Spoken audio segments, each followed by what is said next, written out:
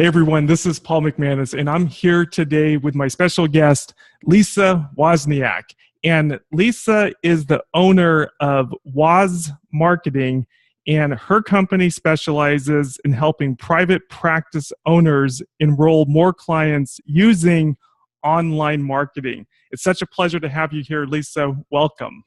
Thank you so much. It's my pleasure.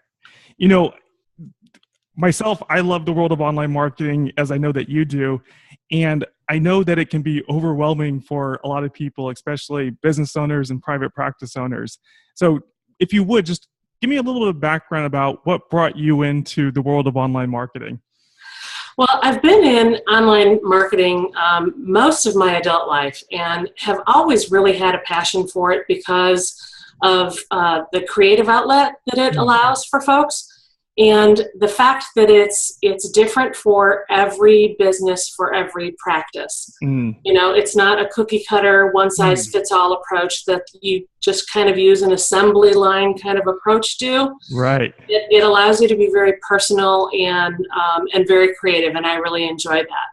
And so when I decided to go into business for myself, after I took the plunge and left corporate America, I know that scary, scary feeling. Oh gosh, I agonized over it so much. Am I smart enough? Am I good enough? Am I talented enough? And when I finally made that plunge, although it can have its ups and downs and it can be stressful, my only regret now is that I didn't do it a long time ago.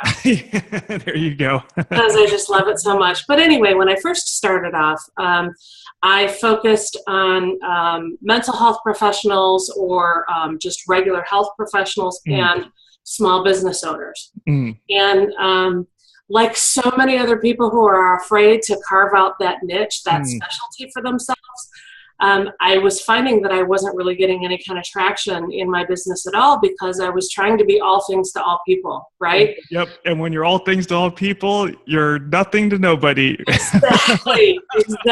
Yeah. Nobody, it was crickets.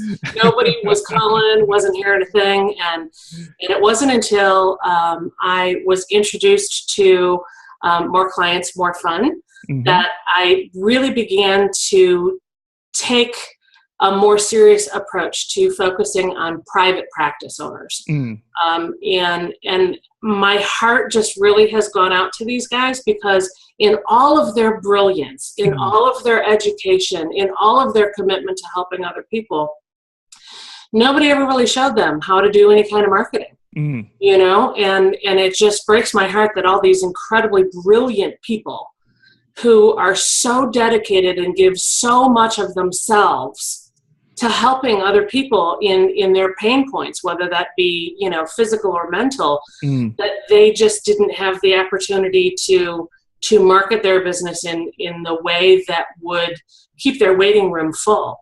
So it kind of became an easy decision to focus on that particular area. You were also sharing with me before we started recording about a story about why you're so passionate about helping mental health professionals build their business. Would you be willing to share a little bit about that? I would. You know, my mother-in-law, bless her heart, has suffered from clinical depression for a number of years now, really, really bad. And to the point where, unfortunately, we've had her in and out of mental health facilities, trying with all of these different approaches to help her get well. And I was always just astounded by the mental health professionals that have been helping her along the way. They are so, I got a lump in my throat just thinking about it. They're so compassionate and they're so caring, and they give so much of themselves to help people in these painful situations to get past what it is that's bothering them. And like I said, it became a real easy decision for me to make when I started to think about carving out my niche, that I wanted that to be a part of what I do, because they just give so much. As a matter of fact, I was talking to a psychologist that I'm helping this past week, and she was telling me that she worked with children, And I was telling her, I said, oh my God, I can't even imagine how difficult that must be to help children that are suffering from these traumatic events. I mean, it would just rip my heart out. And I said, you know, do you find it difficult to keep like an emotional distance just to protect yourself, right? And she said, well, you know, our training helps us with that. But she said, good mental health professionals will have to be in counseling themselves a few times a year just to do what we refer to as a brain dump, to get all of that out of us so that we can continue to go on and help other people. And I thought, my God, the selfless act of giving that these people do on a regular basis to help people. I mean, and if you stop and think about it, they can't unhear what they hear. You know, they can't just shut off what they think when they hear about people, you know, being abused or violated in any kind of way. And that sticks with you. So it made perfect sense to me that they would have to take care of themselves a few times a year just to get that out and allow themselves to continue to do what they do. And I just have such a passion for helping those folks. I just, Yeah, no, that is inspiring. You know, it's when, you know, and myself as an entrepreneur and yourself, it's not, you know, the joy of it. It's not just being an entrepreneur and this is how we make our living, but when we're able to really help the people that we're dedicated to serving.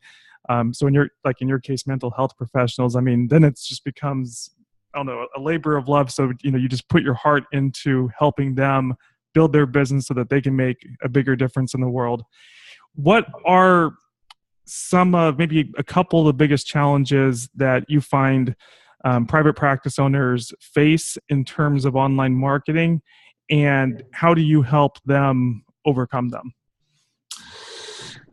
Well, because they tend to be very giving in nature, mm-hmm. they tend to put themselves last. Mm-hmm. I think there was somebody not too long ago that had to have a bio written, and she wanted me to help her write her bio.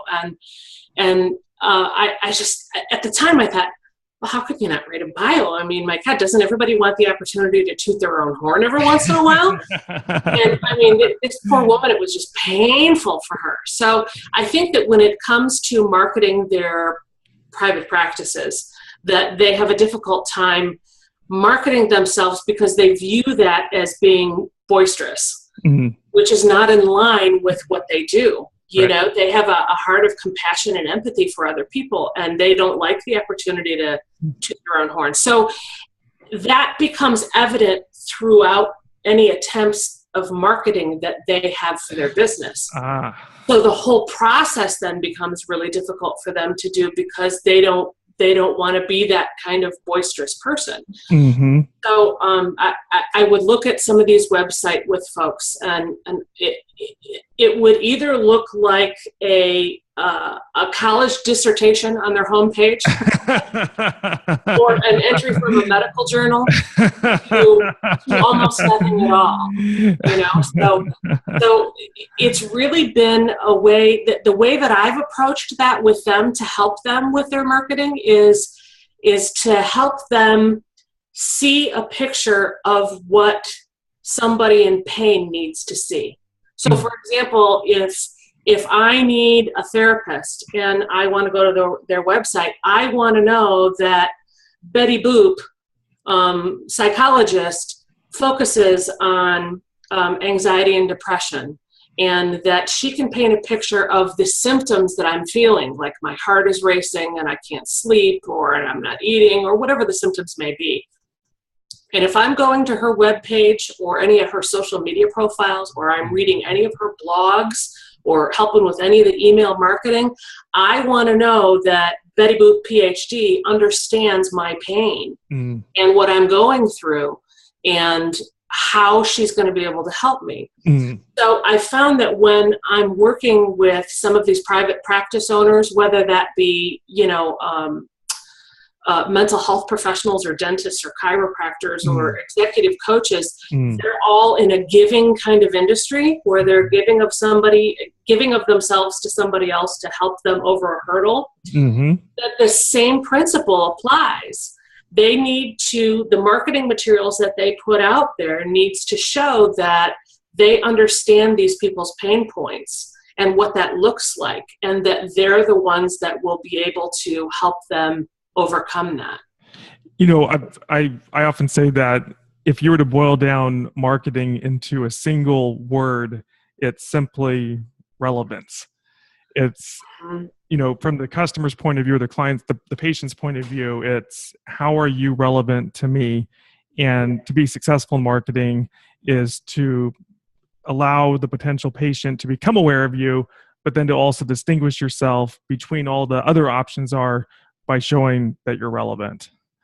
Absolutely. And relevant is such a great word because, you know, if you are that person on the other side of the screen searching for help and somebody starts talking about all of these pain points, you're sort of left with this feeling like, oh my God, are they in my house here somewhere? How do they know? I mean, like, they know me, they understand me. So relevance is the perfect word to describe that. And from what I understand of your business, Lisa, what I also really admire about what you do is that you don't, you know, just offer one single solution to your clients. In other words, you really take the time to get to know them better, where they are in their business, whether they're starting out or whether they're a few years along the road or further, and kind of take it more from a holistic standpoint to make sure that you're helping them get to the next stage of their business. Can you share a little bit about that? Absolutely. You know, I think you hit the nail on the head. Everybody is at a different point in their journey. You know, some folks have a bit more of an understanding where marketing is concerned than others do, and some have the ability to do it themselves more than, say, a group practice or a large functioning practice. So it's just kind of about understanding where people are at in that point of the journey and be willing to lend a helping hand. So for private practice owners that are just starting out and they just really have a super limited budget to work with when it comes to marketing, then I work with them in a coaching capacity, and I show them how to do the things that they need to do. And then as they implement those strategies and their practice becomes more successful and their waiting room starts filling up, then that's the point that they call me and say, okay, look, I don't have time for this anymore. So, that's a good problem. You need to take this from here, Lisa. You know, and you were just telling me before we hit record about a client that you just finished working with that I think it might help illustrate this point. Would you be willing to share a little bit about that? I do. I'm not going to mention his name because I don't have permission to mention that, but he's a sports psychologist. We'll call him Bob. Tell us about Bob. Call him Bob. So Bob the sports psychologist. Bob is a sports psychologist for a nationally recognized hockey team. And he was so apprehensive when I first started talking to him about, you know, any kind of marketing for the reasons I just talked about, right? It's difficult for them to toot their own horn, and I just want to help.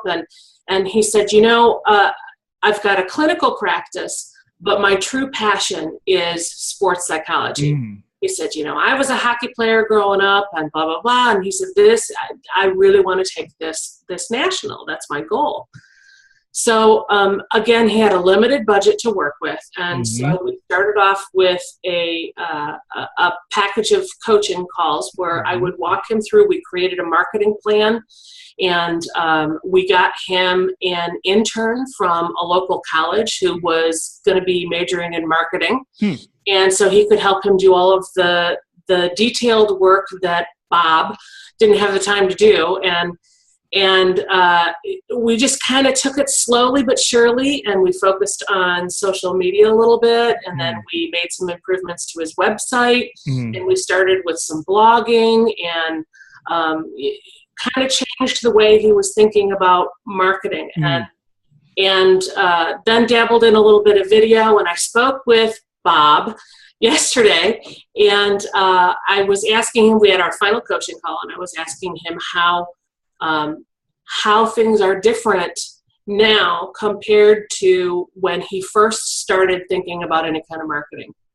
And he said, "Oh, it's just night and day." He said, "My days now are a little crazy." He said, "I'm working from 7:30 in the morning till about 10:30 at night," because he's doing both the psychology end of it, sports psychology end of it, and his clinical practice. He's taken on another nationally recognized hockey team, Nice. Along with some high school AAA hockey, and then he's still got his clinical practice as well, right? So he started to tell me, he said, this marketing has kind of taken on a mind of its own, and he said, I am now in the position where I am turning some clients away and referring them out. Wow. Because I just can't handle the overflow. He said, I'm considering taking on another psychologist and turning this into a group practice to help me with the overflow so I'm not turning people away. Wow. And he said, as soon as we get off our call today, he said, I've got an appointment with a real estate agent to look at property. I'm opening up my third office. But, I mean, I could see that this was just so painful. I was teasing him on the phone. I said, that very first call, you had this deer in the headlights kind of look. Like, what have I taken on? What have I decided to do? And he said, I have no regrets. No regrets. He said, my practice is growing exponentially as a result of the work that we've done, and I would recommend it to anybody who's sitting on the fence. Because, marketing does make such a big difference. And particularly with mental health professionals, there's still such a stigma about mental health and people being afraid to come forward. But marketing changes that. The more you're able to market a private practice, little by little, it starts to chip away at the stigma that is still associated with mental health. This is very inspiring. What I'm taking away is that for that private practice owner, that mental health professional, business owner currently watching this, and they're like, just starting out. I mean, how inspiring is that? It's like to have to start to turn away patients or to look at ways to start to scale your business, and to blame Lisa for it, right? It's like, Lisa, I'm not getting enough sleep anymore. Come on. Yeah, I mean, don't we all want that problem? I mean, yeah, you're right. Yeah, you're a mental health professional, whether you're a dentist or a chiropractor or an executive coach, don't we all want to be in a position to where, oh gosh, no, I'm sorry, I can't help you. My calendar's just way too full. Oh, poor me. We all feel really sorry for Bob. That's right. Well, Lisa, this has been a pleasure, and for any private practice owner or mental health professional that has their business watching this, what is the next step to learn more about you, or to contact you? Well, I hang out on LinkedIn quite a bit, so anybody can reach me on LinkedIn through a connection request, and that's Lisa Wozniak. Or you can go to my website, wozmarketing.com. That's WOZ marketing.com. That's fantastic. Well, thank you so much for sharing the inspiration today. It's been a pleasure. Thank you, Paul, for having me. It's been an honor. All right. Bye. Bye now.